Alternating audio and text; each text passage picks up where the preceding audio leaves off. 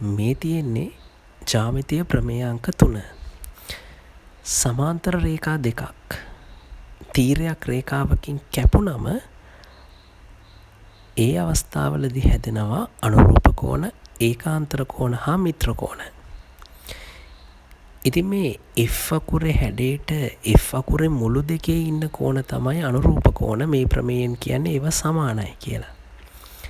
Z අකුරේ හැඩයට Z අකුරේ මුළු දෙකේ ඉන්න කෝණ තමයි ඒකාන්තර කෝණ කියන්නේ. මේ ප්‍රමේයට අනුව ඒවත් සමාන වෙනවා. C අකුර හැඩයට ඉන්න මුළු දෙකේ ඉන්න කෝණ තමයි මිත්‍ර කෝණ කියන්නේ. ඒ යුගලයක එකතුව අංශක 180ක් වෙනවා.